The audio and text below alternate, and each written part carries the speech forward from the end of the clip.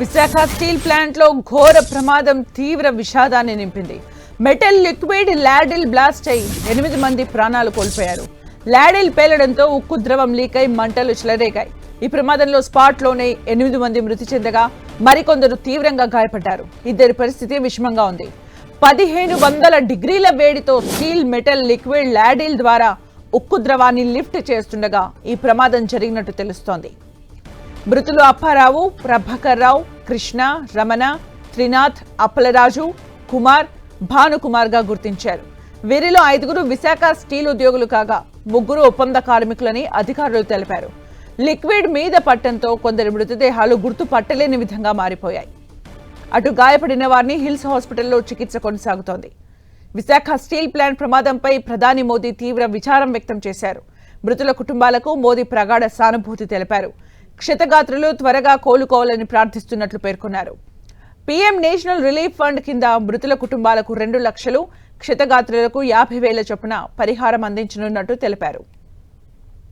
ఇటు ఈ ప్రమాదంపై ఏపీ సీఎం చంద్రబాబు దిగ్భ్రాంతి వ్యక్తం చేశారు. ప్రమాద ఘటనపై అధికారులతో మాట్లాడారు. పలువురు కార్మికులు చనిపోవడంపై తీవ్ర విచారం వ్యక్తం చేశారు.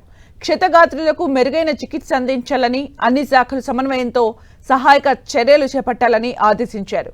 ప్రస్తుత పరిస్థితి, సహాయక చర్యల్ని స్టీల్ ప్లాంట్ అధికారులు చంద్రబాబుకు వివరించారు. మరోవైపు విజయనగరం పర్యటనలో ఉన్న హోంమంత్రి అనిత ప్రమాదం విషయం తెలిసిన వెంటనే హుటాహుటిన విశాఖకు చేరుకున్నారు. విశాఖ జిల్లా కలెక్టర్, నగర పోలీస్ కమిషనర్తో ఫోన్లో మాట్లాడారు. ప్రమాదానికి సంబంధించి వివరాలపై ఆరా తీశారు. క్షతగాత్రులకు మెరుగైన వైద్యం అందించాలని అధికారుల్ని మంత్రి ఆదేశించారు. బాధిత కుటుంబాలకు ప్రభుత్వం అండగా ఉంటుందని మంత్రి అనిత హామీ ఇచ్చారు.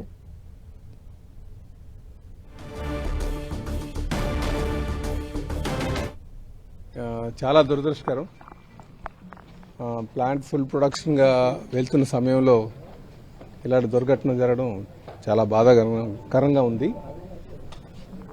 మరి ఎవరైతే చనిపోయారో వాళ్ళు ఖచ్చితంగా వాళ్ళకి తగినటువంటి కాంపన్సేషన్, తర్వాత చనిపోయినటువంటి వారికి వాళ్ళ కుటుంబ సభ్యులకు ఎటువంటి న్యాయం చేయాలన్న దాని మీద ఖచ్చితంగా ముఖ్యమంత్రి గారితో మాట్లాడి దీనికి వీళ్ళందరికీ న్యాయం జరిగేటట్టు చేస్తామండి. 18,500 మంది కార్మికులు ఉండవలసిన ప్లేస్ లో ఇవాళ 8,600 మంది కార్మికులతో పనిచేస్తున్నారు. అలాగే 30,000 మంది కాంట్రాక్ట్ కార్మికులు ఉండవలసిన చోట 6,000 మందిని ఒకేసారి తీసేసి, అలాగే 10,000 మందిని బయటికి పంపించేసి విశాఖపట్నం స్టీల్ ప్లాంట్ లో అనిశ్చితికి కారణమయ్యారు. ఈ అనిశ్చితి వల్ల ఎప్పుడు ఏ ప్రమాదం జరుగుతుందో ఏం జరుగుతుందో తెలియని పరిస్థితి ఉంది. అన్ని విభాగాల్లోనూ కూడా 4.5 సంవత్సరాలుగా ఇది విశాఖపట్నం స్టీల్ ప్లాంట్ అనేది నిరంతరం ఉత్పత్తి జరిగే ప్రక్రియలో మెటలర్జికల్ ప్లాంట్.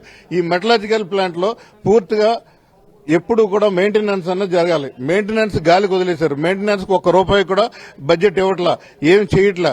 ఉన్న దాంట్లో నడిపించి దూకుడుగా ఉత్పత్తి తీయాలని చెప్పి ఉన్నతాధికారులు ఒత్తిడి తీసుకురావడం, మ్యాన్ పవర్ తగ్గిపోవడం, దీంట్లో ఆ క్రెయిన్ ఏ అయితే క్రెయిన్ ద్వారా తీసుకొచ్చారో లాడీలకు ఉండాల్సిన రోప్స్ అన్ని కూడా పాడైపోవడం వల్ల అది కింద పడిపోయి టోటల్ గా మెటల్ అంతా కూడా 1600 డిగ్రీల సెంటిగ్రేడ్ లో ఉన్నటువంటి లిక్విడ్ అంతా కూడా నేలపాలయ్యి దాన్ని మనుషుల మీద పడిపోయి మనుషులందరూ కూడా సుమారు 8-9 మంది స్పాట్ లో కాలు బూడిదైపోవడం జరిగింది.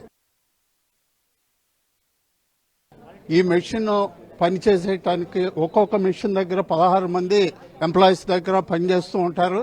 అలాగే ఇదివరకు ఇంత ఎక్కువ మంది పనిచేసేవాళ్ళు.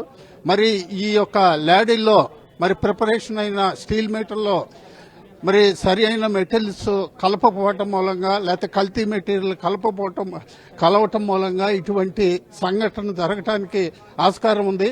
ఇది యొక్క మేనేజ్మెంట్ యొక్క తప్పుడు నిర్ణయాలు. మరి ఈ రోజు 8 మంది ఆల్రెడీ చనిపోయారు. మరి ఈ మేనేజ్మెంట్ మీద కేంద్ర ప్రభుత్వం కానీ సరైన నిర్ణయం తీసుకుని వీళ్ళ మీద చర్యలు తీసుకోవాలి. అసలు జరిగిన కారణాలు ఏంటనేది విస్తృతంగా తీసుకోవాల్సిన ఆస్కారం ఎంతైనా ఉంది. కార్మిక వర్గం ఇంతమందిని కోల్పోవటం అనేది, వారి జీవితాలు ఇలా బుగ్గిపాలు అవటం అనేది అందరూ కూడా వ్యతిరేకిస్తున్నారు.